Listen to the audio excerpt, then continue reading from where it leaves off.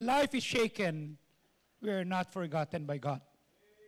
Napakadali nating isipin siguro, nakalimutan na ako ng Diyos. Di ba? Ang dami ng pinagdadaanan. Let me just remind you what the Bible says in Isaiah 49, verse 15 and 16. Okay? Anong sabi ng verse 15 and 16? Let us read this together ready now. Can a woman forget her sucking child, that she should not have compassion on the son of her womb? Yea, they may forget, yet will I not forget thee. Verse number 16, Behold, I have graven thee upon the palms of my hands, and thy walls are continually before me. Father, thank you. Salamat sa kabila ng mga pagyanig sa magitan ng bagyo, ng korupsyon, ng tinatawag na earthquake. Alam namin na ikaw ang aming pwede lamang sandalan. Ikaw ang nagsabi, makakalimutan ng isang nanay ang kanyang anak. At nakikita namin to. Minsan ay iniiwan pa sa basurahan at sa parke. Pero salamat, hindi mo kami kinakalimutan. Napakabuti mo. Samahan mo po kami at pangunahan sa pangalan ni Kristo Jesus. And all God's people say, please be seated. Thank you very much. Okay? Nung sinabi ho ng Diyos, sa verse number 15, makakalimutan ba ng babae ang kanyang pinadededing anak? And by the way, before I continue, nakita ko si Mama Maricel de Ocampo from ang hirap banggitin ng lugar niya sa Cambodia. From Cambodia na lang. Okay? Okay. Shall we say? At yung mga kamag-anak ni Mama Maricel, andyan sila. Kinilala na kanina, no? Maraming salamat. At natutuwa ako sapagkat yung twins niya, dito na halos lumaki yun. You see? Dito nag-aral dahil dyan lang sila nakatira. Okay? At minsan makikita ko si Job, tatawag. Sabi ko, Cesar, missionary. Ay, Pastor, bakit? Tumatawag ka? Naku, hindi, Pastor, si Job yan, si Job. Ginagamit ni Job, yung bunso nila, yung cellphone ng tatay niya at tatay, at ang laging tatawagan ako, magvi-video pa, tapos ibibigay yung cellphone, tapos magtititigan lang, Hi Job, do you miss me? Katingin lang siya sa akin, parang sabi niya, bakit ang pangit mo? Parang yun ang feeling ko parang tinitignan niya, titignan ko kung pumapangit si Pastor. You see? And I'm so happy and I miss them. And I think the reason why you're here, dahil sa on deck. Ay, hindi. Kasi ipag-pray po niyo yung shampoo nating estudyante at ilang staff ay nasa Tagaytay, sila po'y dadalo at lalahok sa tinatawag na National Student Convention. Okay? Now, gusto kong maintindihan nyo. Can a woman forget her sucking child? Yes. Tama? Meron pa tayong nakikita na mga bata na iniiwan sa parke. Tama? Kapapanganak pa lang, nasa basurahan, nasaan? Bakit? Makakalimutan ng nanay. Can you imagine, nanay, nagbuntis, tama? Tapos ipinanganak. Tapos iiwan. Siyam na buwan mong nakasama. Kung ano kinakain ng nanay, yun din ang kinakain ng anak sapagkat doon sa umbilical cord, doon pumapasok, iiri mo, and then makakalimutan mo for reason another, marahil, siya ho ay nagahasa. Am I right? Kanya mahirap sa kanya yun. Oh, marahil, hindi pa dapat or whatever. Pero sabi ng Diyos, wala nga siyang compassion sa kanyang anak na nasa sinapupunan. Pero ako, hindi kita kakalimutan.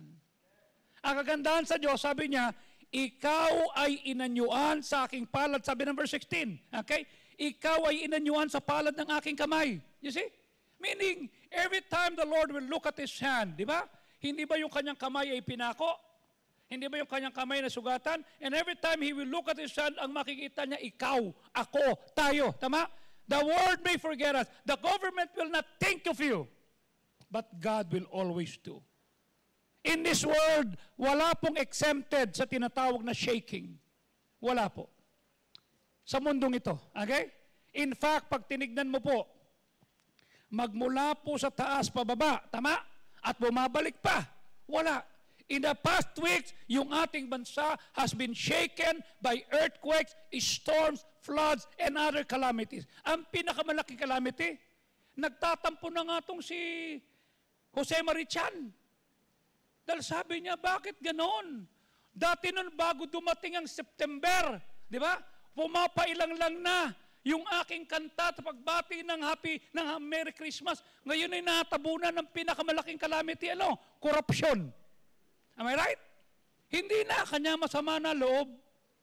Sabi niya, natabunan na ako, nakita na. And then, yung corruption na yan, okay, ang nakapagpadagdag pa, yung nakita natin pagbaha, yung nakita natin mga structure. Kaya sabi ko nung linggo sa inyo, nung makitang nasisira yung mga tinatawag na flood control, paano naman natin ipapaliwanag yung mga strukturang privado na nasira ng lindol? Tama? Yung tatlong palapag na bahay sa Bugo na pinag-ipunan ng isang OFW ng 12 years na binuo. Tama? Then unti-unting gumuho at ngayon hindi pwedeng tirhan. Paano naman yung engineer na yon? Tama? Meaning wala tayong pwedeng puntahan. Marami ang natatakot, marami ang nawalan. Okay? But even when everything around us seems unstable, the Lord is reminding us this morning, you are not forgotten. Can you say that? I am not forgotten. Say it. Sabi mo sa kabi mo, you are not forgotten by God. Come on. Yan ho ang kagandahan sa Diyos. Tama? Ang pinakamasakit, nung ikaw ang sumasakses, tumutulong ka, nagpe-pray ka, nagbibigay ka, nag-aabot ka, at nung ikaw ang nagkaroon ng problema, tama? Biglang huyo ka na. Hindi ka na kinilala. Hindi na naalala yung mga tulong at mga panalangin at pagbisita mo sa kanila. Am I right? Hindi na naalala na ikaw ang bumuhay sa kanila, ikaw ang nag-aruga. Masakit yan. But with God, the Lord is saying, you are not forgotten. Ang kalamidad, bagyo, earthquake, may shake our world, but God's love and presence remain unshakable. Wala tayong pwedeng sulingan. Kahit meron kang go bag, kahit meron ka pang backpack, and by the way, always put this, okay? Maglagay ka ng isang bag sa bahay mo na nandoon yung dokumento mo, lahat ng papeles ninyo, that in any eventuality, okay? Bibit-bitin mo yan para meron kang identity. Andun yung birth certificate mo, andun yung tinatawag na, what's that? Land title, kung may titulo ka, titulo ng paso o ng whatever, okay? Ando doon din yung lahat, yung passport nyo, everything, para pagka nagkaroon, yun ang kukuning bag. Okay? At meron ka rin isang bag na merong lamang ilang bottled water, first aid kit, things like that. Yung sinasabing go bag, why? It might happen. Tinitignan ko yung tinatawag na fault line, okay? Nakakalungkot lang, makikita mo, tatamaan ng Taguig, Makati, ang Pasay hindi, Manila hindi, tapos diretsong pa ganon, pero kahit na nasa Metro Manila tayo. We're not exempted. We have seen it. Okay? Earthquakes, floods, storms, walang pwedeng taguan. Okay? At ang recent earthquake na nangyari sa ating bansa, maaring nauga tayo as a nation. But it is a good reminder for us to stay alert and prepared. Bakit? We don't know. Ano nangyari? Cebu, 6.9. Batanes, 3.9. Quezon, 4.0. La Union, pagkatapos ito ng tinatawag na lindol sa Mindanao, 4.4. Davao Oriental, 7.6. Tapos kinabukasan, nagkaroon ng aftershock ng 6.9. At kahapon, Sambales, you see, nagkaroon ulit ng 5.6. At umabot hanggang Metro Manila, 5.4. Okay? At ang pinakadulo niyan, yung sinasabing the big one. Okay? The big one. Kasi po ang ating bansa ay nasa Pacific Ring of Fire. I've been telling that since 96 when I became a pastor, okay? Aasahan muna na tayo nasa tinatawag na Pacific Ring of Fire. Dadaan sa atin ng halos 30 hanggang 50 bagyo. In fact, sinasabi pa sa atin na meron pang 9 na bagyong darating. Okay? At ito yung isang bagay na dapat natin makita. Okay? At hindi lamang tayo ang tinatamaan, kundi marami rin pong bansa. But it's not just the ground that shakes. Minsan puso mo. Minsan isipan mo. Minsan pananampalataya. Minsan family mo. At iniisip mo, paano na yung future ko? Am I right? Maraming pag-uga ang pwedeng dumating. Different earthquakes, different places. Almost the same number of time it happened. Iba't ibang klaseng earthquake, iba't ibang klase na numero. Meron bang mensahe na dapat tayo makita rito? Okay? In fact, sa Bible, pag tinignan natin ang number 10, it symbolizes completion. It symbolizes divine order and authority. And I would like to say, baka mamaya, masyado na tayong focused sa buhay natin na nakalimutan natin na may Diyos. Remember, the 10 Commandments were given by God to guide His people to live rightly before Him. Okay?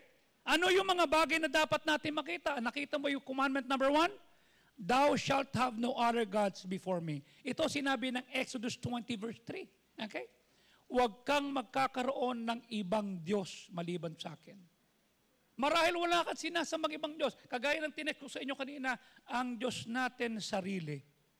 May oras sa pagpapahinga, may oras sa pagpapaganda, may oras sa pamamasyal, pero walang oras sa Diyos. And it will help us to realize that we should be free from idolatry. Okay? Meaning God must be first in our hearts. No idols, no rivals. Pangalawa, ano sabi ng verse number 4, 5, and 6? Okay? Thou shalt not make any graven image. Huwag kang gagawa ng anumang bagay na iyong sasambahin na kagaya sa langit, sa lupa, na nasa ilalim at nasa itaas. Okay? Verse number 5, huwag kang luluhod sa kanila o paglilingkuran sila sapagkat ako na Diyos mo ay isang mapanigbugo. I'm a jealous God at dadalawin ko. Tignan mo to ha, ikaw ang nagkamali, dadalawin yung anak mo, yung apo mo hanggang sa ika-4 na henerasyon.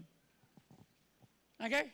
Meaning, pag meron tayong ginawa, hindi lamang tayo ang aabot. Okay?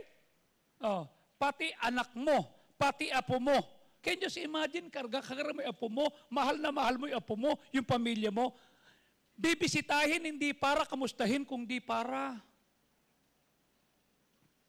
kagalitan at bigyan ng pagpaparusa. Verse number 6. At ako'y magpapakita ng kahabagan sa mga libong mga tao na nagmamahal sa akin at nag-iingat ng aking mga kautusan. What does it mean? We don't worship any person, only God, the one who created us. Okay? Hindi dapat. Kanya ako'y nagpapasalamat sapagkat nung ako'y matagpuan ng Panginoon, abay kami nagpipinitensya pa mula dyan sa dulo hanggang bangkal. Kami umaawit pat, ang dami namin ginagawa. Ang dami namin mga religious item. Pero naintindihan ko, kanya nung maintindihan ko to, 42 years ago, nagsimula na ako. Bakit? Kasi kung bibisitahin ng Diyos, yung sala ko, yung mali ko, datamaan ng anak ko, mga apo ko. Ngayon sabi ko, magsisimula na ako. Nagsimula ako. I always say, kung walang mga manabless sa family mo, kung walang matino, sa'yo magsimula. Okay? Kanya sa akin nagsimula. Bakit? Gambling lord ang tatay ko eh. Oh. Puro kalokohan ang ginagawa ng mga pamilya. Kanya sabi ko nga sa amin, as I grew up seeing the friends of my father, okay? Doon, hindi ka pwedeng mandaya. Kanya nawala yung ilang mga sabongero sapagkat may usapan yan. Kailangan may integrity ka. Mabuti pa nga yung mga sugurol, may integrity. Pero pag nahuli ka, okay, nanandaya, ay, buhay mo kapayat. So doon kami kanya, we were exposed, okay, to candidness, frankness. Doon kami lumaki. Kaya kita namin, kaya pag sinabi ko, ba't ganyan ka? Sisitahin kita kasi doon kami. Until the Lord found me, the Lord changed. Sabi ko ngayon, Lord, gusto ko namang dalawin mo naman ng kahabagan yung family ko. Tatapusin ko sa akin yung mali sa family ko at magsisimula ako ng panibagong hakbang. Okay? Now, ano sabi ng verse number 7? Wag mong babanggitin ang pangalan ng Diyos sa kawalang kabuluhan. Di ba? Nagmurahan kayo. No, don't take the name of the bank. Okay? huwag mong babanggitin. Nagbibiruan kayo, tapos prank lang, it's a prank. You don't prank God's name. Mag-iingat tayo, tama? Sabay niya ganoon, sapagkat hindi pawawalang sala ng Diyos ang bumabanggit ng kanyang pangalan ng walang kabuluhan. Okay? Wag. Dapat laging may paggalang. Use God's name with honor, reverence, at wag mong iti-take to ng lightly or disrespectfully. Ano sabi ng verse number 8? Alalahanin mo ang Sabat and keep it holy. What does it mean? Magtrabaho ka, pero pag-araw ng pananambahan, okay? Sunday is the Lord's day. Sunday is not delivery. Sunday is not collection. Sunday is not pasyal day. Sunday. Remember, yung mga naunang mga member dito ng panahon pa ni Pastor Fajardo, meron tayo isang kapatiran, isang pamilya sila. Sabi niya, Pastor, dumating kasi kami, anak namin, galing sa ibang bansa, niyaya kaming mag-outing eh. Sabi ni Pastor, araw ng linggo ngayon. Ngayon lang po ito, ngayon lang. So sila'y umalis. Sila'y umalis at sila ay nag-outing, nag-swimming. Okay? Hinahanap nila yung kanilang bunsong anak. Bisita ito ni Sister Let na save, na baptize. Hindi nila makita yung bunso. Nung makita nila, may naapakan sila sa swimming pool, yung pala yung bata na nalunod. Okay? Kanya nung makita ko to, many years ago, I made a promise. Sunday will be the Lord's day. It's not a business day, it's not a pasyal day, it's not a reunion day. Kaya sinasabi ko sa kanila, kung magre-reunion tayo, huwag niyong ilagay ng linggo. Okay? In fact, nung binigyan niyo ako ng motorsiklong Harley, pinaregister ako, nandun ako, meron kaming Harley Owners Group. Hindi ako sumasama. Bakit? Linggo lagi ang ride eh. Okay? Linggo. Kaya hindi na ako nakapunta sa novice, hindi na ako nakaangat. Kasi pagka novice ka, kulay puti ang t-shirt mo, tapos may vest ka. Hindi na nalagyan yung vest ko ng maraming mga patches. Kasi sa bawat lin mo, may patch yan. Hindi ko na inano. Bakit? Linggo. Meron ding tinatawag na gentleman's ride. Okay? Every year yan. The distinguished gentleman's ride. Kanya lang linggo. How can I enjoy it? Sinabi ni Diyos, thou shalt remember the Sabbath and to keep it holy. Pag araw ng pananambahan, Lord's Day is the Lord's Day. Tama? Kanya natutuwa ko that there was a time that Jeff, okay, was summoned by his office. It was his first job. Sabi sa kanya, Mr. Sauco, 3 months ka na rito. Ang ginawa ni Jeff, okay, Dad, may trabaho na ako. From Lasal, hindi pa siya nakaka-graduate, may trabaho na siya. Okay? Kinuha siya. At nung nagtatrabaho niya, Dad, I'm gonna give my 3 months salary to the Lord as my Thanksgiving. Are you sure? Yeah. Bakit? May bibigay.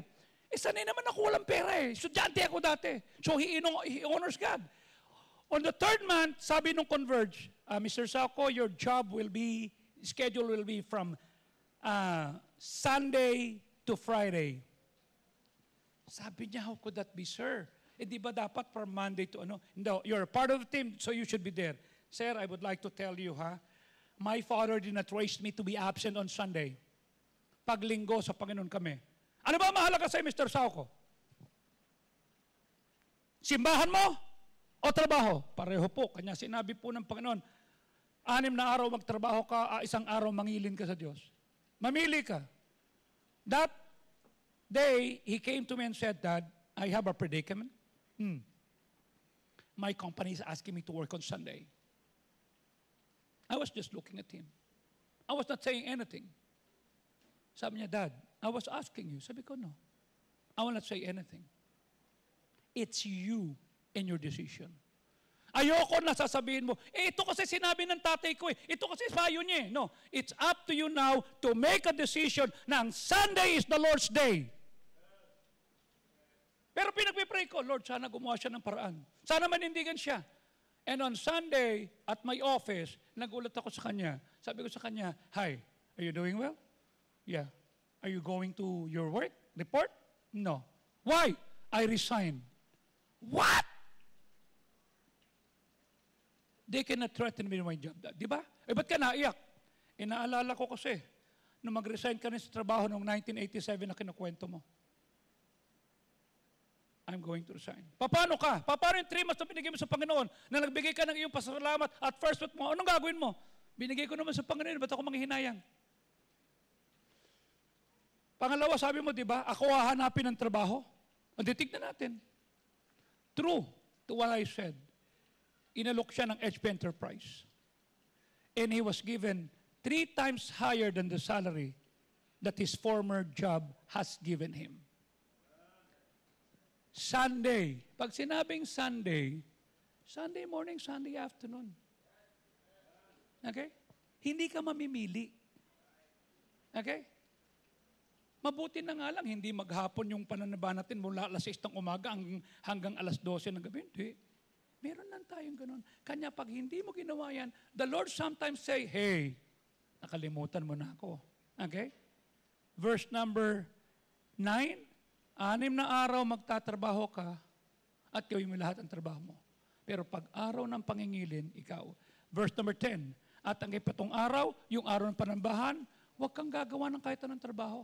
Kahit anak mo babae, tatatulong mo, servant mo, bakit? Kahit na yung estrangerong nasa gate mo. Yung nagbabantay, bakit?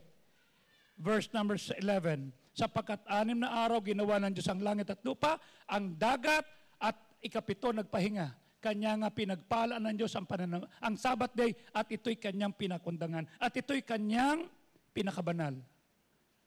Kanya 19 years old ako noon, nung maintindihan ko to, I adjusted my schedule nung nagtatrabaho ko sa Napocor at sa Sprague. I always say, sir, no, Joey, kailangan ka. Okay, this is what I'm gonna do. Okay? I'm gonna come to my office ng Sabado ng alas 10 hanggang 6 o'clock ng Sunday para free ako ng buong maghapon. Then matutulog lang ako ng konti, then papasok na naman ako ng 10 ng gabi ng Sunday hanggang 6 ng umaga ng Monday, and then 6 ng umaga ng Monday hanggang 2 o'clock ng Monday. Nag-straight shift ako. Bakit? Sunday is the Lord's day. Okay? And I want to show to God that He is my God. Exodus 20:12, honor thy father and thy mother. What does it mean? 5 utos, parangalan mo ang tatay at nanay mo. Respect, obey, kahit na hindi sila tama. Kagabi, I was counseling a mom that is working abroad and his son, and they were having a problem kasi yung anak niya galit sa tatay, meron siyang hawak na matalim na bagay, na gusto niya saktan yung tatay niya. Sinasabi ko sa kanya, no, not your dad. You don't allow. How do you feel? What is your feeling? Wrath. Sabi ko, and I'm talking to, 13 years old? Sabi ko, you're not angry? No. You're not mad? No. Wrath. So nag-level up na yung galit mo. Respect your father. Respect. Hindi angry. Hindi mad. Wrath. Sabi ko, anak, dumating ka na doon?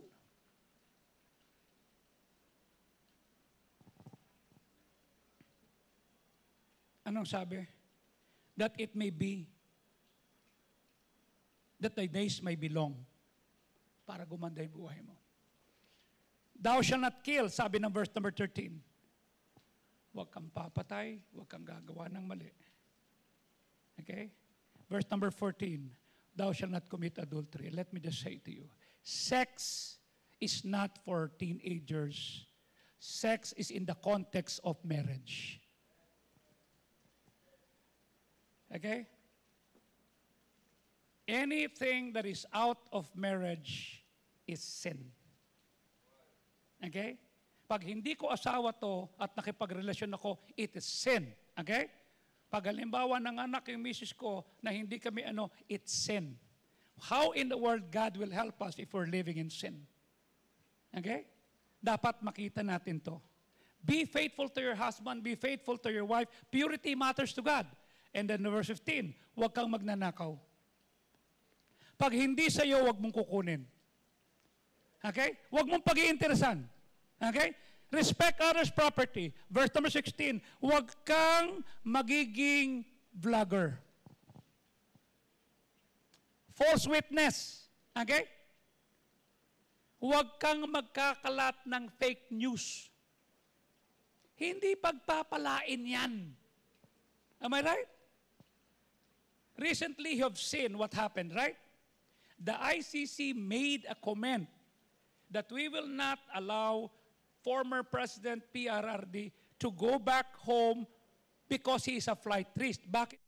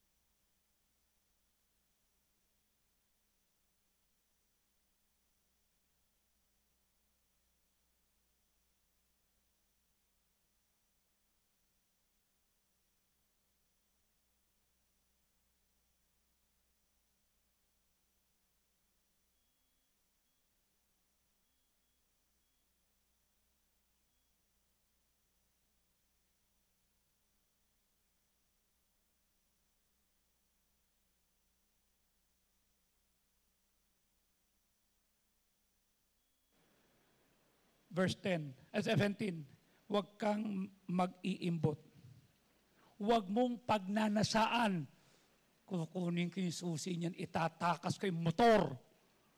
Ang ganda ng asawa niya, kukunin ko yan. Yung tatulong niya, kukunin ko yan. Thou shall not covet. Meaning, huwag mong kainggitan. Okay? The 10 Commandments were given. Tanong ko, bakit pinapabayaan ng Diyos na danasin natin bilang isang bansa na magkaroon tayo ng earthquake? I ask you, as a nation, are we violating the 10 Commandments? Yes or no? Right? We're part of that. Tama? Bahagi ako dyan. And then, sa Bible, meron din tinanggap na 10 virgins. Okay? Ito yung parabola na nagpapakita sa atin na may 5 virgins, okay? Na hindi naghanda, walang oil, yung kanilang tinatawag na lampara, at merong 5 virgins na merong oil. Okay? What does it mean? It reminds us to be ready to keep our lamps burning. Kasi any moment pwedeng dumating si Kristo. Pag dumating si Kristo at ligtas ka, at ikaw ay kukunin niya, rapture ang tawag dyan. Ang tanong, ano hawak mo? Baraha. Anong hawak mo? Alak, anong hawak mo? Cellphone, nakikipag-chat ka. Are you following me? That's why 10. Ito pa. I believe God is giving us a reminder. Wake up, return to me, be ready. Huwag mong tignan yung mga nangyari. Ang tignan mo sinasabi ng Bible. Okay? Sabi sa Matthew 24, the end is not yet. Mayroong earthquake, may rumors of war, may digmaan. Okay? The world may shake, but my word remains unshaken. The ground may shake. Mauga tayo. But our faith must not be shaken. Ano sabi ng Jeremiah 10:10? Ang Diyos ay totoo. Siya ay totoong Diyos. Siya ang buhay na Diyos. Walang hanggang hari. Tingnan mo ha. Sa kanyang pot, sa kanyang galit, ang mundo ay mauuga. Ang bansa'y hindi makakatayo. Hindi matatagalan ng kanyang galit. Awayin mo na lahat, huwag lang ang Diyos. Pero bagamat masama yung mga away, am I right? Kanya nga sabi na Ephesians 4:26, I think it was, be angry and sin not. Magalit ka pero huwag ka magkakasala. Ayun me? Natural na magalit ka, tama? Natural na mainis ka. Pambira ka mo, itong driver na to. Pero huwag ka magkakasala. Mabangga ka sana. Uy, wag. Di ba? Nakita po nyo yung isang nag-viral? Tama yung may coaching electric vehicle. Nabangga siya, nasagi siya, tama? Tama siya eh. Tinamaan yung kotse niya. Mali ang kanyang tugon. Hinabol niya, right? Hinabol niya yung bata, walang helmet, walang lisensya, nagmumotor, hinabol niya na pagdating sa gilid, halos madano na, tapos binanggapan niya, huwag kang tatakbo, eto, ano nangyari? Tama siya, mali ang tugon. Ano nangyari? Hindi na siya pwedeng mag-drive for life. Tama siya, tama. Binangga ako eh. Are you following me? Pero mali ang tugon. Right? Kanya ito yan. Pag nagda-drive, I always tell my sons, nakita mo yon? Ano protection niya? Chinelas. Wala siyang ibang maong. Okay? Give them right. Kahit ikat ka pa niyan, huwag kang magagalit. Huwag kang ano. There was a time na kumain kami sa isang restaurant, gamit ni Jap yung Fortuner. Paglabas niya, binangga siya ng truck. Dad, I'm sorry ha. Bakit? Ano nangyari? Paglabas ko po ng restaurant, may truck binangga po ako. Are you okay? Opo, kanya lang yung Fortuner po alam ko na. Wasak yung unahan. Opo. Anong ginawa mo? Ano pong ibabayad ng driver ng truck?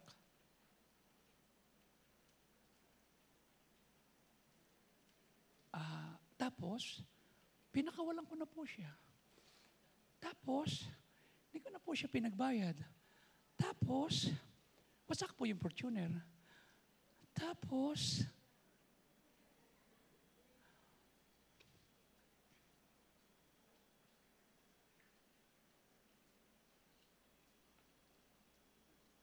nung makita ko yung Fortuner, wow. Ay ko, okay ka lang. Ikaw, Dad, okay ka lang. Sa tingin mo, okay ako, ha? Sa tingin mo, ito nangyari, okay lang ako? Wow! It's jet ski holiday!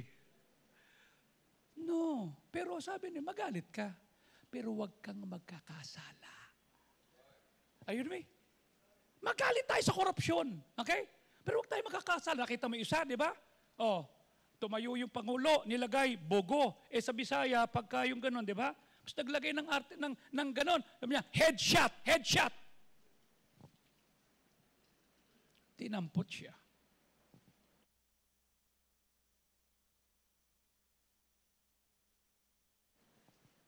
Nakita niyo rin kahapon, yung isang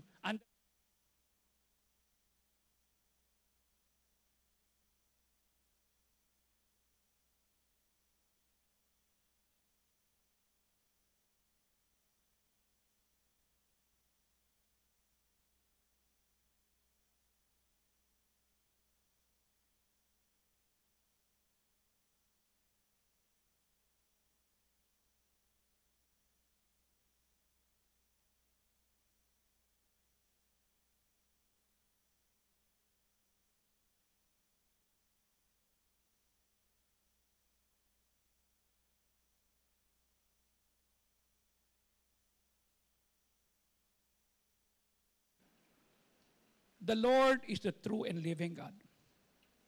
His wrath causes the earth to quake. Nations cannot endure His indignation. Hindi natin kakayaning magalit ang Diyos. Even when the world is shaking, God is unshakable. Ang tanong, is Metro Manila safe? Na. Taguig, Makati, Marikina, dadaanan yan.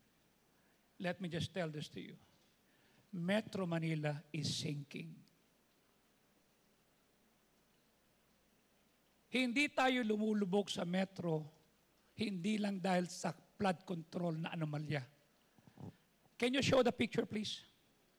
Ang Caloocan, Malabon, Navotas, Valenzuela, o Kamanava, ay bumababa ng 20 to 40 millimeters a year.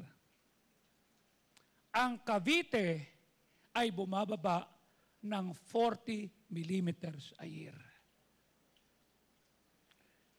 Taal na taga Cavite kami, ha? Caviteño ang tatay ko, ang nanay ko sa Imos at saka sa Cavite City. Doon kami, okay? Bata pa kami pag pumupunta kami ng Cavite City. Baha na yun Noveleta? Okay? Talagang bahain yan. Lalo na ho ngayon. You know why? Yung dating asinan, ginawang subdivision. Are you following me? Yung dating daanan, ginawang, are you with me? Natural yan eh. Doon dadaan. Okay? Lumulubog po ang Metro Manila. Mababaha tayo. Kanya nga nung itinatayo natin ito, may pumunta po rito 13 pastor nung Biyernes, galing sa Caraga. Pastor, sa Facebook lang namin nakikita yung church mo pumunta. Gabi na, nagtakot si Dante. Pambira, dito matutulog yan. Hindi, kakain lang, magpe-fellowship lang. Sabi ko, nakita nito. Nung tinayo namin itong building 97, nagtaas kami ng 0.8 meters. 0.8 meters sa kalye ha. Ngayon halos pantay na. Are you with me? Kasi hindi naman po binabakbak ang kalye. Pinapatungan. Tama? Kanya mapapansin po nyo sa probinsya kahit saan na yung bahay na mataas dati, ngayong kalahati na lang sila. Mas mataas na po ang kalye. Are you with me? Kanya bumabaha tayo.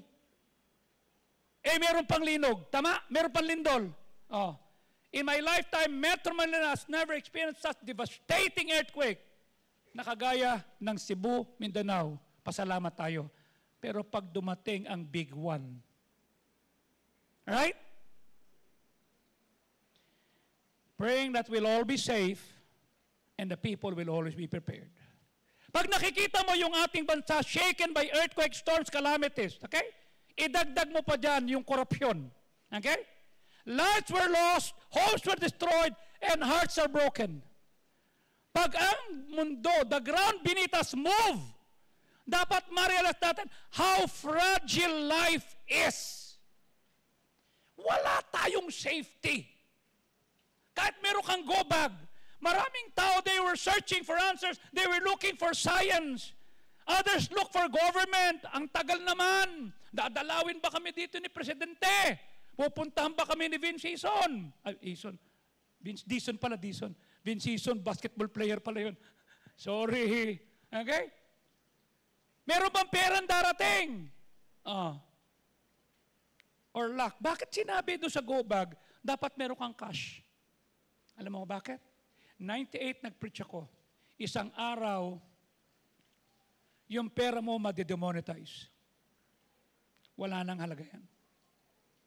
The only remaining thing that you can use is gold.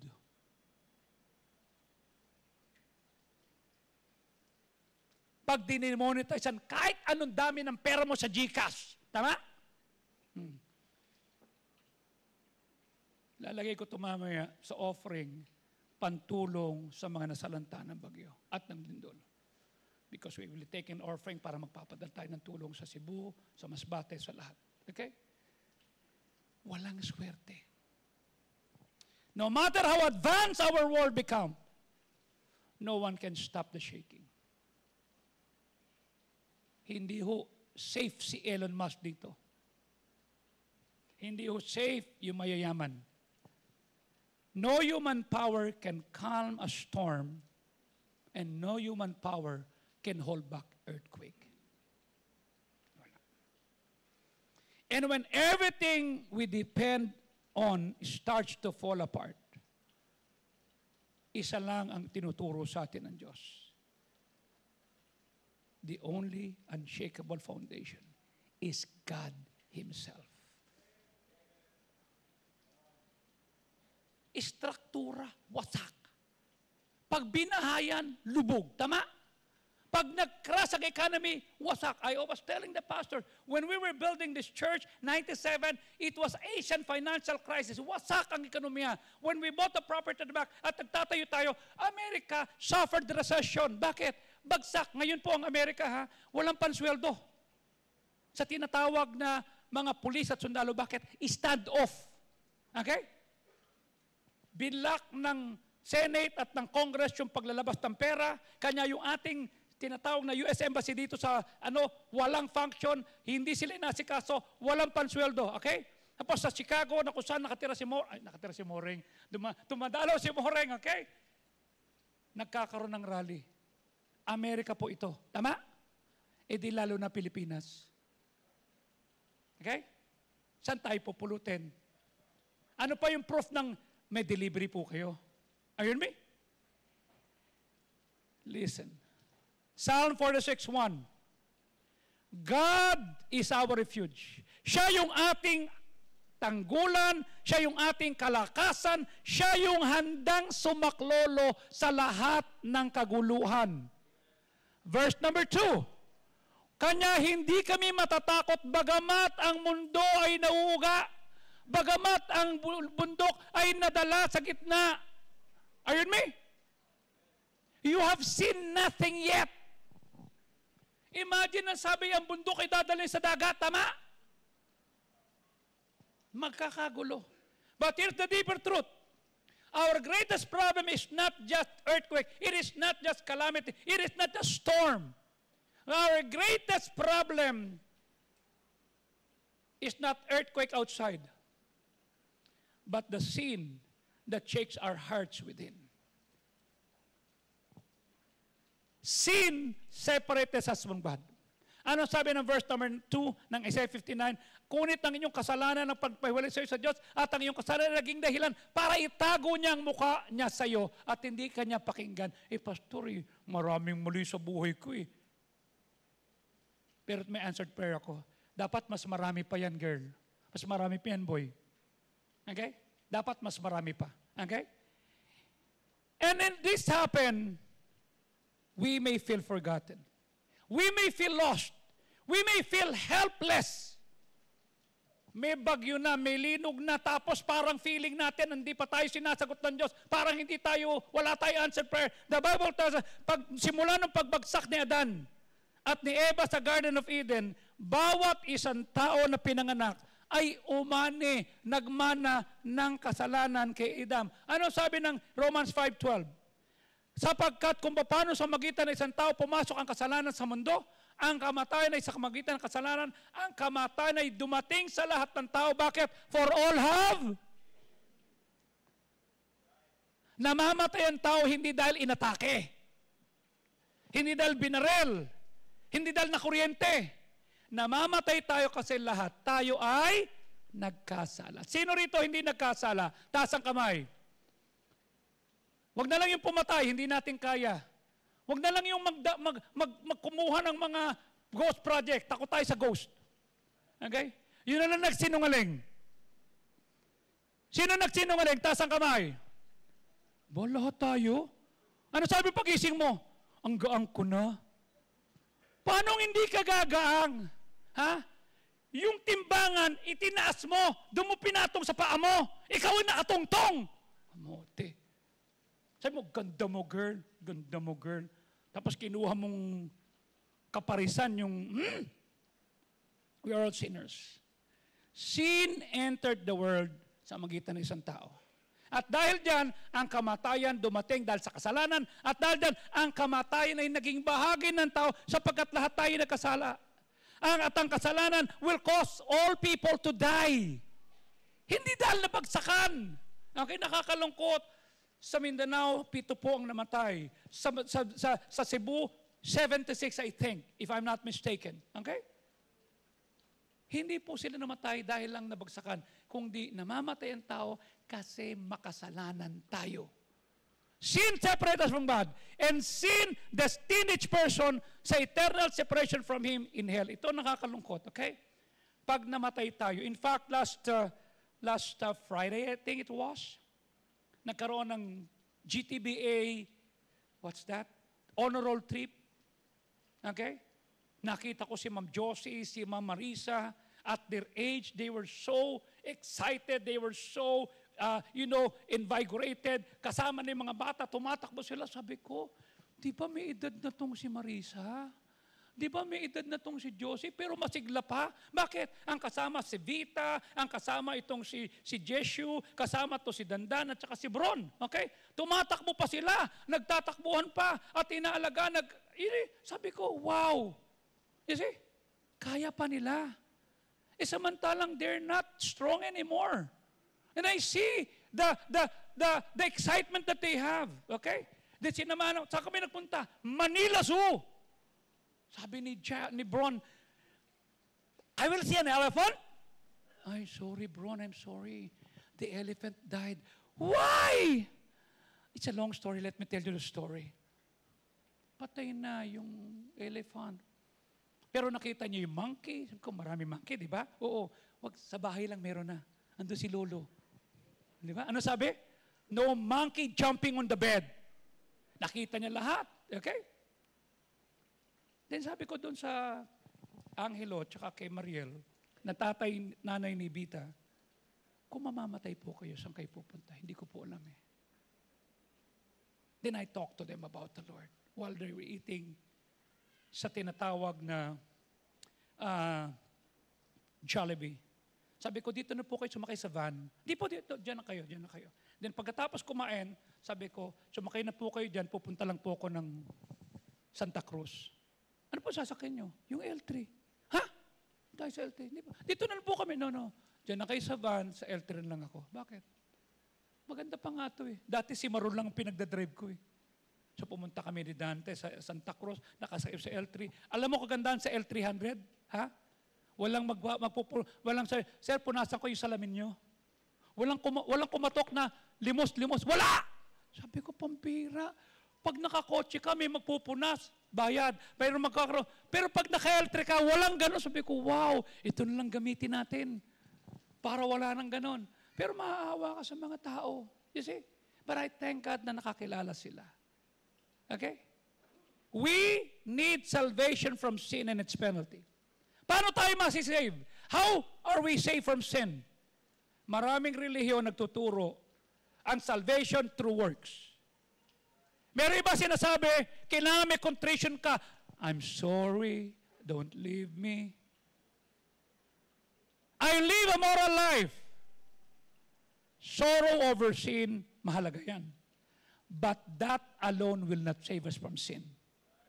Maaaring magsisisi ka sa iyong kasalanan. Marahil, kagaya ni Judas, hindi ko dapat ginawa ito. Tama? Pero dapat maintindihan mo, salvation is not a result of good intention. Ang daan papunta sa langit is paved with good intention. Maaaring mapuno natin ang sarili natin sa paggawa ng mabuti. Pero ang isang kasalanan na dapat nating makita, we are sinners by nature. We need something more powerful. We need something that where grace will come in. Ito na ho yung grace of God. Pag sinabing grace of God, it is undeserved favor na ibinigay niya sa mga taong tumawag na, Lord, gusto ko pong masave sa magitan ng kanyang pag-ibig. Ano sabi ni Ephesians 2:4? Ngunit ang Diyos na mayaman sa awa, dahil sa kanyang malaking kamagmahal, minahal niya tayo. Kailan niya tayo minahal? Nung makasalanan tayo. Nung punong-puno tayo ng pot at punong-puno tayo ng pagmumura, ng pagsuway, ng galit, minahal niya tayo. Ano sabi mo? Mamahalin kita pag nagbago ka. Paano pag di nagbago? Tayo, minahal tayo ng Diyos nung salbahe tayo, nung nagmumura tayo, nung lasenggo tayo, nung may sinasaktan tayo, may ninanakaw tayo. Ano sabi sa verse number 5? Bagamat tayo'y patay, bagamat tayo'y patay sa kasalanan, binuhay niya tayo kay Kristo. It is His grace that saves us from sin. Biyaya. Tayo'y pawawalang sala sa magitan ng kanyang biyaya through the redemption that came sa magitan ni Kristo. Ano sabi ng verse 24 ng Romans 3? Na tayo'y inaring ganap, justified. Pag sinabing justified, just as if you never sinned. Sa magitan ng biyaya, kasi tinubos tayo ni Kristo. Bakit? Si Kristo ang siyang namatay para sa iyo, ang nabayubay sa krus at namatay at nilibing para tubusin tayo. Meaning, pag tinanggap mo yung kanyang inalok na regalo, hindi ka na, our sin will no longer separate us from sin, from Him. Hindi ka na hatulang pumunta sa impyerno. Grace is not earned. Kasi pag pinagtrabahuhan mo yan, pinalalunan mo, it's not grace. Grace is free. Say, free. If our good work will earn salvation, di obligado ang Diyos na bayaran ka. Ang sipag mo eh. Paano yung tamad? Paano yung pilay? Tama? No one can earn heaven. God's blessings are not His obligation. They flow from His goodness and love. And no matter how diligently we pursue works to earn God's favor, babagsak tayo. Our sin will trip us every time. Ibabalik tayo niyan. Kaya sabi ng verse 20, sa magitan ng paggawa ng mabuti, walang aariing ganap, sapagkat lahat ng nasa kautusan ay pagkilala sa kasalanan. Pero sinabi ng verse number 1 ng Hebrews 11, ngayon ang pananampalataya ay siyang kapanatagan sa mga bagay na iniintay. So we need to have faith na may nagbayad. We need to have faith na may tumuo sa atin. Salvation is obtained by faith in God's Son sa kanyang ginawa. Lalo na yung kanyang ginawa sa krus para mamatay para sa atin. Even faith is not something we generate. Faith, kagaya ng grace, is a gift. Ano sabi ng 2:8? For by grace are you saved through faith. Regalo ng Diyos. Hindi tayo gagawa. Salvation belongs to the Lord. By grace, tatanggapin mo. Kanya huwag kang lalabas ng church na ito na hindi mo tinanggap yung regalo ng Diyos. By grace, we receive the faith that enables us to believe na si Kristo ang pinadala sa lupa, namatay sa krus ng Kalbaryo para tubusin tayo na hindi natin pwedeng maabot yung kaligtasan na yan. Kanya anong sabi? Si Kristo, siya yung Diyos na nagkatawang tao, siya yung may akda at siya yung magsasakdal ng ating pananampalataya. Ano sabi in Hebrews 12:2? Looking unto Jesus. Ano sabi? The author and the finisher of faith. Siya yung may akda at siya yung tatapos ng ating pananampalataya. Nasa kanyang kagalakan na nagtiis sa krus. Tingnan mo, nagtiis. Hindi niya kasalanan, siya nagbayad, nagtiis. Bakit? Kasi nakita niya masisave ka. Nakita niya susunod ka. Iiwan mo yung mali. At siya umupo sa kanang luklukan ng Diyos. Listen, salvation by grace is through faith. Because of Jesus, even when life shakes us, we can stand firm in God's love. Kanya ito sinasabi ko sa iyo. We may not be in a secure place. Maaring may baghan dumating sapagkat ang metro na lumulubog, may bagyo, may lindol, but because of God's love, masasabi mo, hindi na ako matatakot kasi pag namatay ako, sa langit naman ako pupunta. Okay? Even when the world forgets, my God remembers. Today, as we reflect on what's happening around us, may this truth echo in our hearts. Okay? Basahin mo to. We may be shaken. Come on, say it. But we are not, because Jesus never lets go. Meaning, hindi kanya pakakawalan. Hindi kanya bibitawan. Okay? When everything around us seems unstable and uncertain, God remains the same. You can come to Him the same way. The same way. Hindi siya nagbabago. Hindi siya nagpalit ng number. Hindi siya nagpalit ng doorbell. Hindi siya nagpalit ng susi. You can come to Him by faith. Yung kanyang mga mata, mga kapatid, gusto kong makita nyo, when life shakes our faith, when life shakes our confidence, when life shakes our plan, paano na to? Mag-graduate pa, paano na to? Kapapasa ko lang sa board exam. Maaaring magulo yan. We can stand firm knowing that God never forgets His children. He sees your eyes. His eyes are still see us. His hands still hold us. And His purpose still includes us. Di ba masakit? Nung sinabi ng tatay mo, lahat may mamanahin. Maliban sa'yo, not with God. Yung plano niya, kasama ka. Even in shaking, God is shaping us. God is strengthening your faith. Inilalapit ka niya sa Kanya, piniprepare ka for something greater. Kanya, pag nasa Diyos ka, pag may nawala, may ipapalit. Basta, kuma-faith, luma-faith, ng mahig-faith sa Diyos. Magpatuloy. Okay? We may be shaken, but we're not forgotten. We may feel forgotten, but we're always remembered by God. So ano matutunan dito? When I'm shaken, I dwell on God's faithfulness. Anong asa mo sa politiko? Ano sabi nila? Nangako, tutuparin ko pa. Right? Politiko yan eh. But not with God. Pag ikaw inuuga ka, lumafate ka at manahan ka at kumafate ka na mahigpit sa katapatan. Why? Because God still sees us. Anong sabi ulit ng verse number 18 ng Psalm 34? Ang Diyos ay malapit. Kanino? Hindi sa nagtatagumpay lang. Hindi sa matalino lang. Hindi sa malakas lang. Ano sabi? Sa kanilang durugang puso. Nadurog na ba puso mo? Nawalan ka na ba ng pag-asa? Dumating na ba sa punto ng puso, buhay mo na, Panginoon, pagod na ako, hindi ko na kaya, kung magigising pa ako, kung harapin ko pa ito. Dumarating tayo dyan. Ano sabi? Malapitan Diyos sa mga durugang puso at nililigtas niya yung mga puso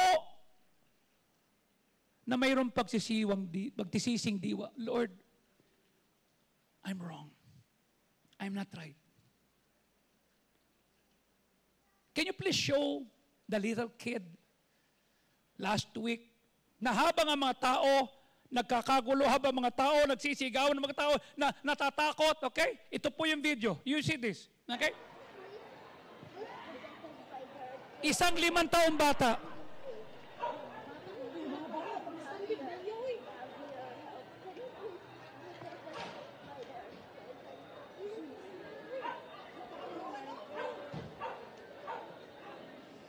Okay?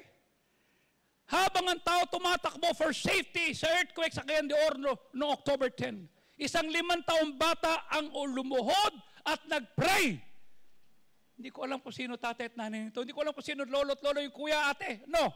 But I'm so thankful there was a young boy sa gitna ng kalamidad. Imbis na magsisigaw at magalit, nag-pray. 5 taong bata ito, mga kapatid, listen. Mas marami ka ng karanasan sa Diyos. Am I right? Marami ka ng answered prayer. Marami ka ng pinagdaanan. Bakit ka pa ngayon matataranta? Tama? Ito 5 taong bata. Ano karanasan niya 5 taon? Hindi niya nga maintindihan. Pero when the calamity struck and earthquake came, he knelt down and prayed. Mas marami kang dahilan para mag-pray. Ilang beses ka nang tinulungan gumaling sa iyong sakit. Ilang beses ka nang tinulungan ng Diyos sa mga sakunang pwedeng dumating sa iyo. Okay? Nung nag-a-apply ka ng trabaho, hindi ba natanggap ka? Nung unang sweldo mo, pinarangalan mo ang Diyos, tapos ngayon matatakot ka. Dwell on God's faithfulness. How faithful is God to you? Right? Napakatapat ng Diyos sa iyo eh. Marami ka ng kasaysayan ng katapatan ng Diyos. Okay? God knows every tears. God knows every losses. God knows every fear. Alam niya. Dapat ang kinabuhiway kahadlok. Dapat nabubuhay tayo ng walang takot kasi meron na tayong patotoo na ang Diyos sinasagot ang ating prayer. Na ang Diyos tinipakita, nakikita niya yung pagtulo ng luha mo, nakikita niya yung kapaitan, nakikita niya yung pinagdadaanan natin. Even the world forgets. God's eyes are on His children. Nakamasid sa iyo ang Diyos.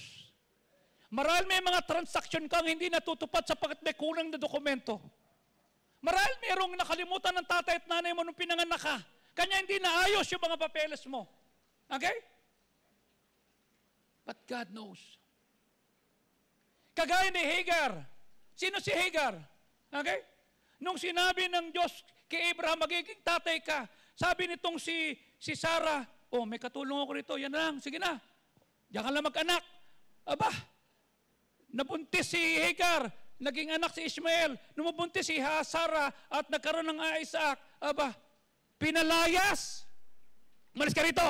Samantalang siya naman may kasalanan. Ano sabi ng Genesis 16:3? At siya'y tumawag sa pangalan ng Diyos at sinabi niya, Lord, Thou seest me. Nakikita mo ako. Have I also here looked after him that seeth me? Walang kasalanan si Hagar. Ang may kasalanan si Sarah. Okay? Sinetap siya. Pero sabi ni Hagar, Lord, nakikita mo ako. Sa pinagdadaanan mo, kung may nang chichismis sa iyo, kung may nangaaway sa iyo, kung may umaapi sa iyo, kung may mga taong hindi tama ang pagtrato sa iyo, isa lang ang sasabihin mo, Lord, nakikita mo ako. Dwell in God's faithfulness. Marami ka ng kasaysayan in the past. Sa tingin mo, maabot mo yung sitwasyon mo ngayon kung walang Diyos na nag-alaga sa iyo?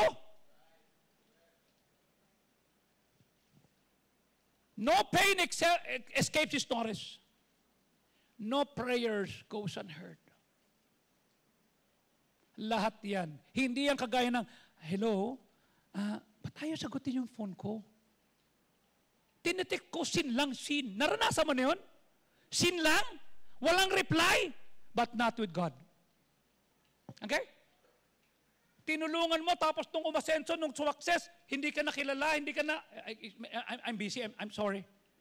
When our dreams are delayed, sabi ng Psalm 103 verse 2, bless the Lord, O my soul. Ano nakasulat? Forget not all His benefits. Nakinabang ka sa Kanya. Nung nanliligaw ka, nung nililigawan ka, nung elementary ka, nung high school ka, nung senior high ka, nung nag-aaral ka sa college, hindi mo akalaing makakapagtapos ka. Forget not all His benefits. Napakabait na Diyos sa'yo. Doc Henry, 8 years old ka, nasa Tayug kayo, tama? Oh, binaptize ka ni Pastor Butch Garcia, right? Ngayon, you're almost going to senior. Right? Forget not all His benefits. See? Bonnie, high school ka nung mawin ka ni Preacher Rene. Ferry, tama? High school kayo nung mawin ka ni Preacher Moreng. Tama? Malu, teenager ka nung nagmamadyong kayo ni Tess. At nung ma-save ka, 41 years old ka. Tama? 1991. Today is 2025, tama? Ang dami na nating napagdaanan. Nakatapatan niyo. Ngayon ko pa bibitaw. Lindo lang. Bagyo lang. Inaway ka lang, iniwan ka lang. Ayun me. Mali is mali. Am I right?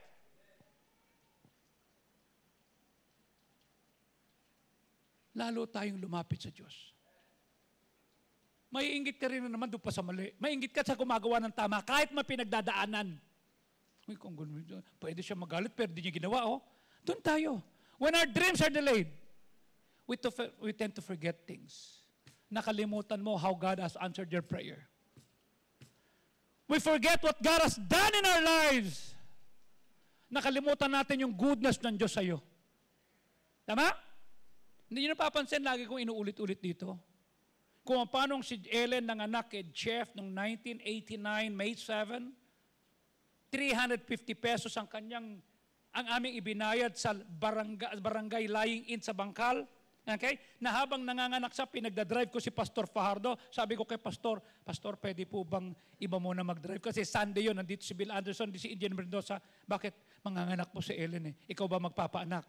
Hindi po. O di ikaw mag-drive. Tama naman siya.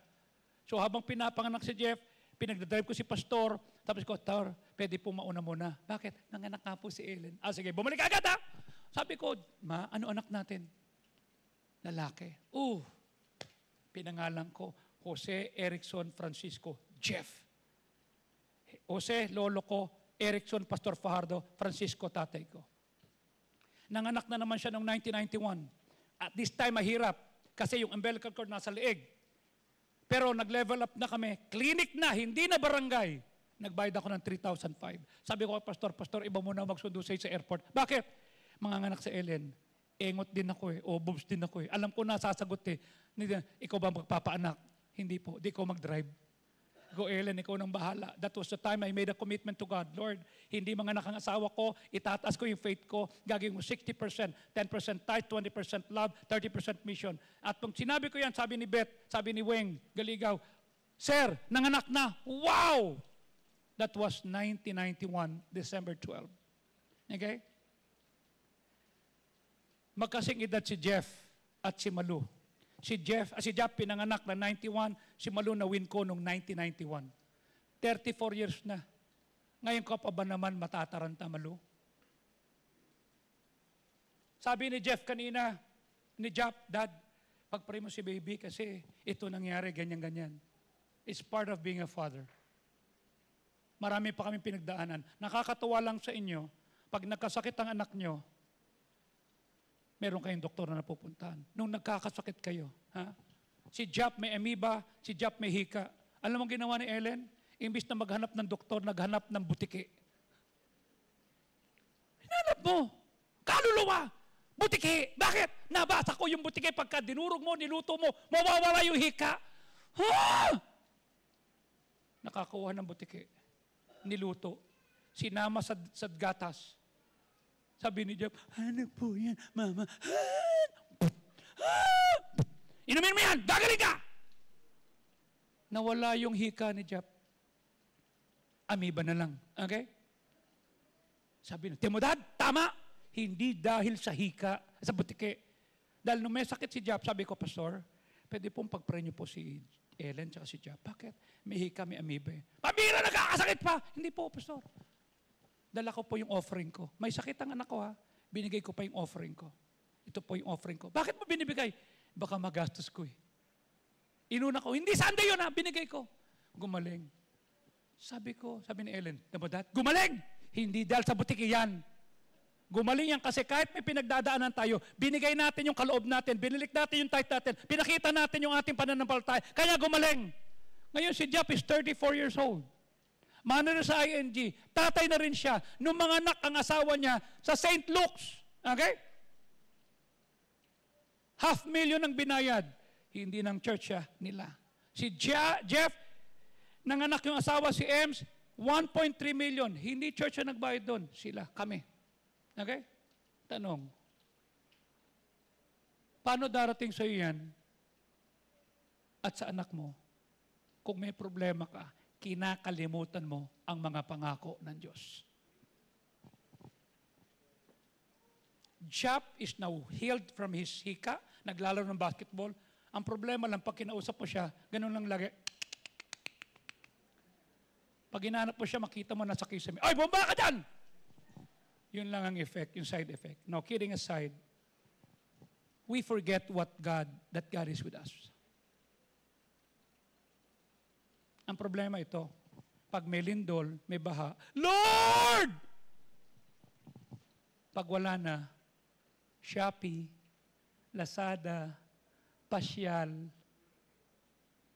Bakit pagka meron ng gulo, doon natin naalala ang Diyos, tama? Sabi ni Diyos, siguro pa, sunod-sunod rin ko kaya ito, di ba? Oh. Crising, Dante, Emong, Nando, Linog, mula Apari hanggang Hulo, may lindol. Saan ka man, halina kayo. We forget God's power that He uses to fulfill our dreams. Ilan sa pangarap mo ang natupad kasi may Diyos ka ninilapitan? Remember, Sister Irma, nung mabuntis ka sa kambal mo, right? I don't know what to say. I was a new pastor then. Diba?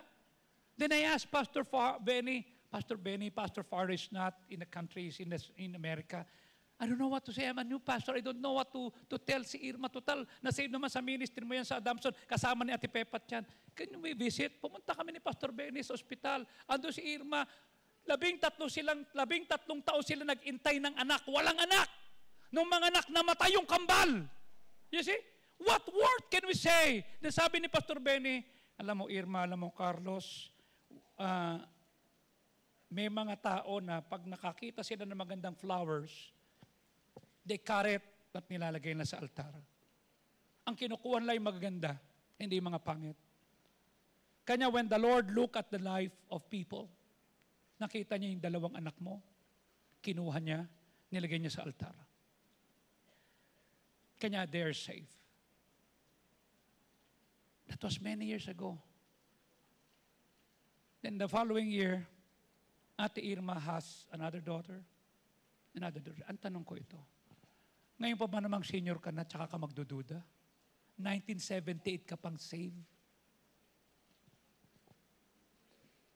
Remembering God's past goodness will give you courage to face the challenges ng korupsyon, challenges ng earthquake, challenges ng storm, challenges na parang, kaya ko pa ba?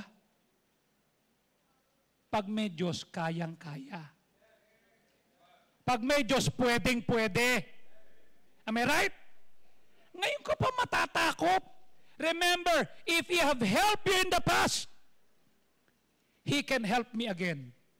Can you say that? If He can help me, if He have helped me in the past, come on, make it personal. Come on, help me.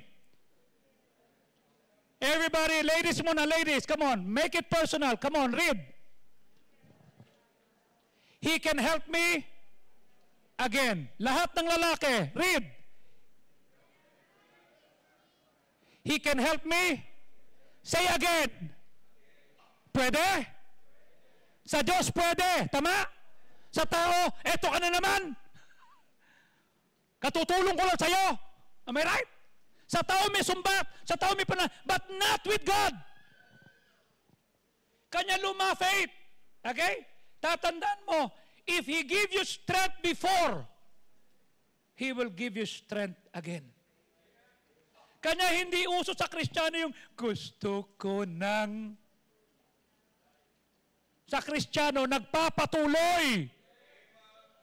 Okay? Bakit? Binigyan ka niya ng lakas doon, ngayon ko pa ba susuko? May asawa ka na, may anak ka na, may pinag-aaral ka na, tama? Ang dami mo ng answered prayer in the past. Yes, hindi tama ang buhay mo. Yes, mali ka. E di iayos natin. Am I right? Let us keep sharing testimonies of God's faithfulness so that others, including your children, will learn to trust God too. Huwag yung puro negatibo ikukwento mo. Huwag yung puro kamalasan at hindi ko na kaya. Nasaan ang Diyos sa buhay mo? Let your life be a wonderful showcase of God's faithfulness and God's greatness sa buhay mo. Yung titin, kilala ko yan, kapitbahay ko yan, kaklase ko yan. Ba't ganyan? Hindi dahil malakas, hindi dahil swerte, hindi dahil may syota, o hindi dahil may pamilya, kundi may Diyos na tumutulong sa kanya. Magkaroon tayo ng patotoo. Di ba dapat wasak na yan? Di ba dapat iniwan na yan? Di ba dapat wala nang ngiti yan? Ba't may ngiti pa? May Diyos kasi. Tumatayo pa. Right? Doon tayo. Marami ng pinagdadaanan. Ibig na makita mo yung pangit, ibig na magsisihan pa, ayan kasi, no! Tignan mo yung katapatan ng Diyos sa'yo. Psalm 106 verse 7, ano sabi? Hindi na unawa ng aming mga mulang kababanglan sa Ehipto. Hindi na naalala ang karamihan ng kanyang kahabagan, ngunit ginalit pa nila sa Diyos, sa Red Sea. Sa Red Sea, ililigtas pa tayo ng Diyos dito? Kasi nakaharap siya sa Red Sea, at doon yung mga Egyptian, eto Red Sea, mamamatay ba tayo rito? Verse number 7, verse number 8, nevertheless, He saved them from His name's sake. Tinutulungan ka ng Diyos, hindi dahil mabait ka, kundi sa kanyang pangalan. That He might make His power to be known. Gagamitin niya yung buhay mo, Althea. Gagamitin niya yung buhay mo, Jessa. Gagamitin niya yung buhay mo, MJ. Gagamitin niya yung buhay mo na mahina para ipakita kung sino ang Diyos sa buhay mo. You see? Kanina, before coming here, I was talking to a young lady. Sabi ko, you know what you're having, ano you're facing? Pastor, I'm sorry. We don't have enough money. I know, I understand. Pero kahit anong pinigyan mo, ito gagawin mo. Ito aayusin mo. Opo, Pastor. We prayed. Sabi ko, thank you for updating me what is happening to your life. Thank you. Tutulungan tayo ng Diyos, hindi dahil magaling ka, kundi para makita ng mga tao kung sino ang Diyos sa buhay mo. Ang tanong, nakikita ba ang Diyos sa buhay mo? Okay? Ano sabi ng verse 9? Kanyang sinansala at sinaway ang dagat at pinangunahan sila pinatubayan sa kalaliman na para silang dumadaan sa wilderness. Verse number 10. At niligtas sila sa kamay na nagagalit sa kanila at tinubos sila sa kamay ng kanilang kaaway. Hindi ba marami ka ng kaaway? Hindi ba marami nang nainis sa'yo? Pero bakit nakatayo ka pa rin? Ang dami nang nangba sa'yo eh, tama? Ang dami na nang iwan sa'yo. Ba't nakatayo? Kasi may Diyos. Verse 61, verse 11, ang mga tubig ay tinabunan ng kanilang kaaway na wala nang natira. Verse number 12, then they believe His word, then sang His praises. Umawit, may answered prayer. Kanya lang, sumunod na talata, verse 13. Pero nakalimutan ang kanyang ginawa. Hindi ba linyahan mo to? Nagsimula kang binata, nagsimula kang dalaga. Marami nang ginawa ang Diyos sa iyo. Tama? Nag-high school ka lang, nag-college ka lang, nagkatrabaho ka lang, nagkasyota ka lang, nagkaanak ka lang, nagkatrabaho ka lang, nakalimutan mo na ang Diyos. That's why I've been telling you every time. I started when I was 19. Single, naghuhugas ng jeep. I honored God. Now I'm 61. I'm a grandfather.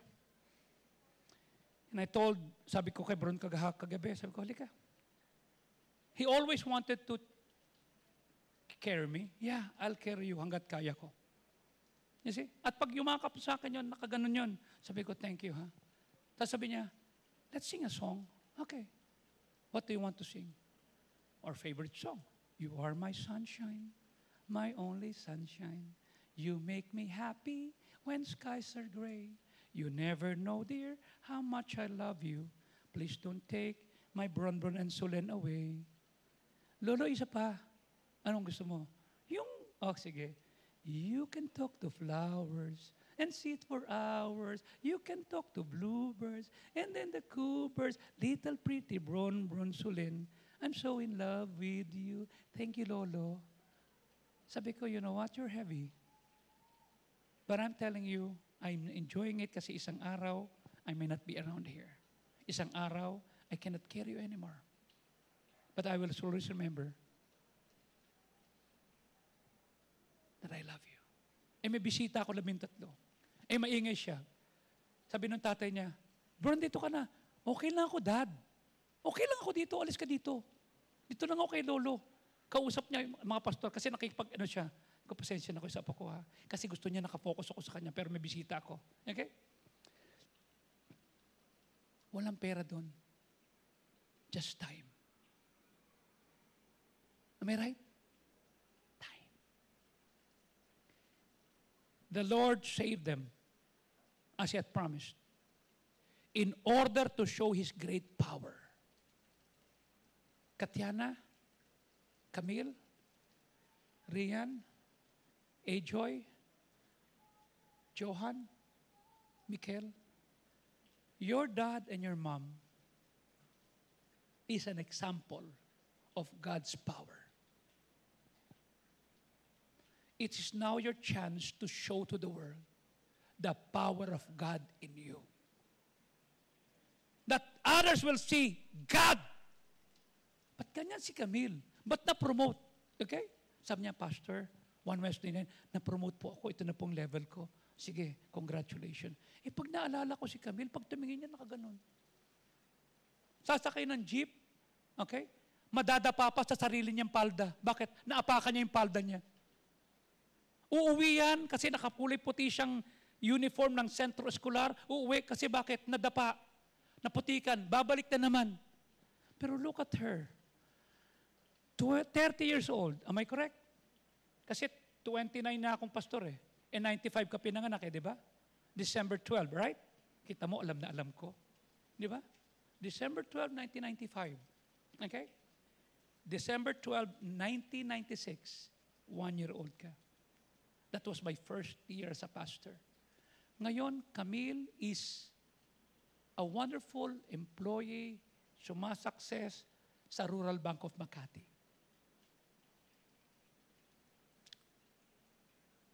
Johan is one of the best flutists ng UST. UST has been here in the Philippines since 1611. Okay? Ba't ko alam? Kasi 1611 is the time that King James was used. 1611. Sabayan. Okay? It is the longest and oldest university in the country and even in Asia. Tapos makikita mo isang batang nag-aral sa GTPA na isa sa mga ginagamit doon.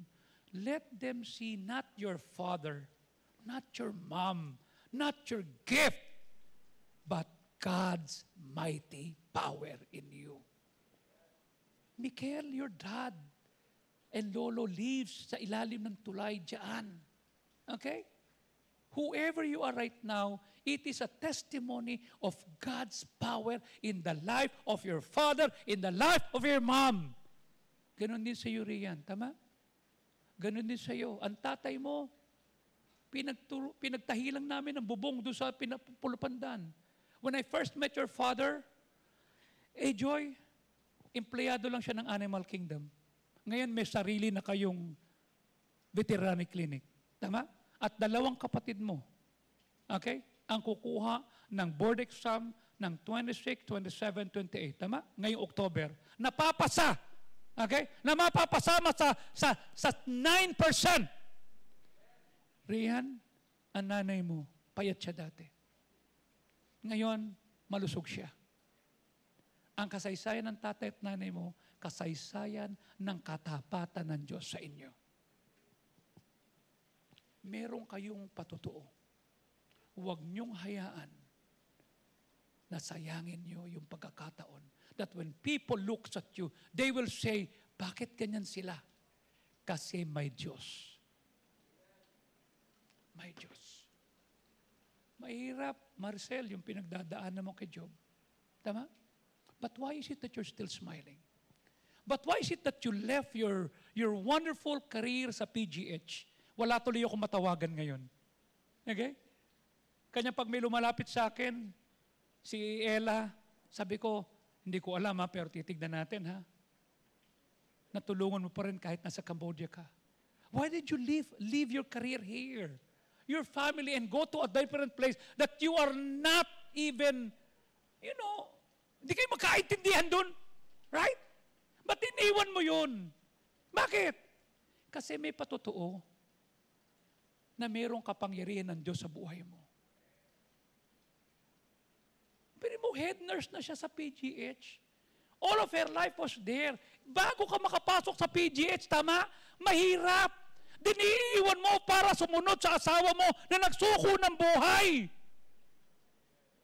And they're having a wonderful ministry in Cambodia. Okay? The twins are now studying kay Paul Chapel. Okay? Dito lumaki yan. Now, what is your testimony? What will you brag? Mayaman ako, ang ganda ng bag ko. Anong bag mo? Crocodile. Hindi ba mas magandang ipakita mo na pag tinignan ka ng mga tao, ang makikita nila, biyaya at kahabagan ng Diyos. Protection ng Diyos. Am I right? Answered faithfulness ng Diyos. Kanya pag nagkaroon ng pagyanig, magdual ka, lumafait at kumafait sa Diyos. Listen. Israel forgot about God's action. Just days later, pagkatapos nilang makalabas, you see, we're going to die. Hindi namin kaya. They forgot what God had done. They constantly forget what God has done for them. But we should not be too quick to judge them. Bakit? Because we do the exact thing. Pag pinagpala ka na, nakalimutan mo na yung commitment mo. Pag pinagpala ka na, nakalimutan mo na yung pangako mo, hindi na ako iinom. You see? May mga pagkataon, may mga nakakasama ako, hindi ko na pwedeng inumin yan. Save na ako, pambira ka naman. Hindi ko na, ligtas na ako, hindi ko na babalikan yan. Okay? Isa lang talaga, hindi ko kayang iwanan, yung team ko. Ano yun? Sa basketball. Yun lang. Pero mas ko kasi SMB lang yun. Yung iba dyan, Hinebra pa eh. Yun na lang ang team ko na hindi ko bigay. When delay occurs in our lives, we start acting like God has never done anything to us. Nagwawala ka, nagmumura ka, nangaaway ka. Wala bang ginawa ang Diyos sa'yo? Wala ka bang answered prayer? Hindi ka ba tinulungan? Has God done things for you in the past? Yes, He did. Tama? You can count on Him to do more tomorrow, the next day, and the day after that. Kaya hindi ka dapat matakot ngayon. Beth, Loretta, Helen, Evelyn, Tess, Zoe, if God has done something for you in the past, ngayon may gagawin, bukas meron, next week meron din. God is faithful. Instead of forgetting, remember God's promise. 7,000 promises. When you have a problem, look for a promise. 2 Timothy 2:13. Okay? If we believe not, He abideth faithful. He cannot deny Himself. Kahit na tingin mo mahina ka na to have any faith left, He remains faithful to us. At dadaling ka niya. God's promises is greater than the problem you're facing today. And if God has not fulfilled promise in your life, it could be because He's waiting for you to be strong. He's waiting for you to trust Him. He's waiting for you to claim His promises. He's waiting for you not to fear, not to fret, not to faint, not to forget. He wants to develop you before He delivers you. God could do everything immediately, but He's working in a larger agenda. Delays will come, but never God will destroy His purpose in you. Never lose faith. Kahit na yung waiting gets long, even when answers feel silent, even when everything, if you want in life, you want to give up, faith is not having all the answers. Faith is trusting the one who does. God is still working, still moving, still writing your story beautifully, intentionally, right on time. Sinusulat niya yung kasaysayan mo. Keep showing up, keep praying, keep believing. Kasi the moment you almost give up could be the moment right before that you can have your breakthrough. Ano ipapasa mo sa anak mo? Fulfill God's purpose. May nanonood sa iyong anak, may nanonood sa iyong pamangkin, may nanonood sa iyong mga apo. Demonstrate faith for the next generation to pass. Ipasa mo sa kanilang katapatan ng Diyos. Ano sabi ng 2 Timothy 1:5? Pag naalala ko yung pananampalatayang hindi pa kunwari, unfeigned faith, na nakita sa lola mo si Lois, sa nanay mong si Eunice, at nakita ko sa iyo, tatanungin kita, pwede bang yan na maging kasaysay mo, Ate Bioli? Nakita sa iyo? Makikita ka, Ariana? Makikita sa anak ni Ariana? Pwede bang makita sa iyo yan? Na nagsimula sa iyo, na ipasa mo sa anak mo, may papasa mo sa apo mo? Will this be our story? Ha? Na ipasa mo? Faith is not just taught, it is caught. Bata, estudyante will imitate what they see. Ano nakikita nila pag may problema ka? Ano nakikita nila pag may pinagdadaan? Ano nakikita nila pag sinusubok ka? Faith o reklamo?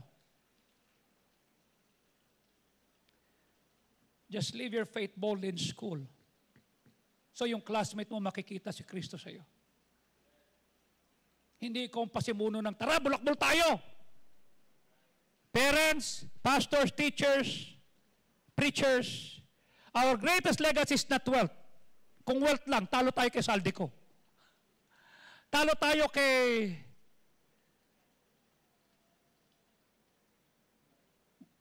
Romualdez. Talo tayo kay Bryce. Talo tayo kay Altar. Tama? Talo tayo sa Diskaya. Tama? Our greatest legacy is faith na ipinasa mo sa anak mo. Pag nagkaasawa ka ba, Kay? Pag nagkaasawa ka, Martina? Pag nagkaroon ka ng anak, Rachel, Megan, will they love the God that you love?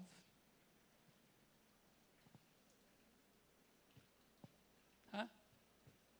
Faith is not just for my success. It is a legacy to pass on. Pastors, preachers, parents, teachers, let's model faith. And students are called to carry it forward. What we build today in faith will bless the generations tomorrow. Pag nagawa natin to, wala nang corrupt na engineer. Wala nang corrupt ng DPWH. Kasi ginawa natin yung dapat natin gawin. Ano pinapasa mo? Reklamo o faith? Let's all stand up, please. Father, we thank you. When I'm shaken, wala kaming tatakbuhan kundi ikaw. Kasi nakikita mo kami. Tulungan mo po na aming pong maipakita ang pananampalataya. Na kahit ang pag-iintay ay mahaba, kahit ang kasagutan ay parang wala, kahit na sa lahat ng bahagi ng aming buhay gusto na naming bumigay, magtitiwala pa rin kami sa iyo. Patuloy pa rin kaming kikilos, patuloy ka pa rin gumagawa at sumusulat ng aming kasaysayang maganda. So we will keep showing up, we will keep praying, we will keep believing. Kasi alam namin, meron kami ipapasa. Patawad kung salimbawang kami pa mismo ang lumalabag sa 10 utos. Tulungan po na wag namin makalimutan ang ginawa mo sa amin in the past. Wag namin makalimutan kasama mo kami, kasama kita, kasama ka namin. Wag namin makalimutan na ginamit mo ang kapangyarihan mo para matupad ang aming mga pangarap. Tulungan po na harapin namin ang binlindol, bagyo, kalamidad, korupsyon, kawalangian, na mayroong pag-asa sapagkat kung tinulungan mo kami dati, tutulungan mo ulit kami ngayon. Kung binigyan mo kami ng lakas dati, bibigyan mo ulit kami ngayon. Kanya ito po ang ipapasa namin sa aming mga anak. Samahan mo po kami. While heads are bowed, eyes are closed, no one is looking around. Will you come at the altar and say, Lord, tulungan mo po ako. Nang maipapasa ko po ay katapatan mo. Ang maipapasa ko po, kabutihan mo. Ang maipapasa ko po, yung pananampalataya na ninindigan ako. Will you come at the altar now? God bless you. Dito po tayo. Okay? Dito po tayo sa altar. Ilapit natin sa Diyos ang ating pinagdadaanan. Hindi madali. Hindi madali sapagkat mahirap ang pinagdadaanan natin. Pero may Diyos. Iayos natin. Okay? Huwag natin labagin ang 10 utos na nagiging dahilan para tayo pahirapan ng Diyos. Wag. At kung hindi ka paligtas, why don't you come to the Lord and accept the Lord as your Savior? Kung hindi ka pa nakakilala at hindi ka nakakatiyak na pagpunta mo sa langit, may lalapit sa iyo, huwag kang mahiya. O itaas mo yung kamay mo, sabi mo, Panginoon, Pastor, hindi po ako ligtas. Hindi ko alam kung saan ako pupunta pag namatay ako. Can you be honest with God? Okay?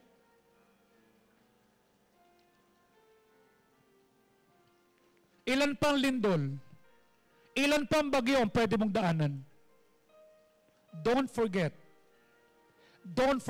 God's faithfulness in you. Tinulungan ka niya dati, tutulungan ka niya ulit ngayon. Pinalakas ka niya dati, palalakasin ka niya ngayon. Huwag mong kalilimutan ang katapatan ng Diyos.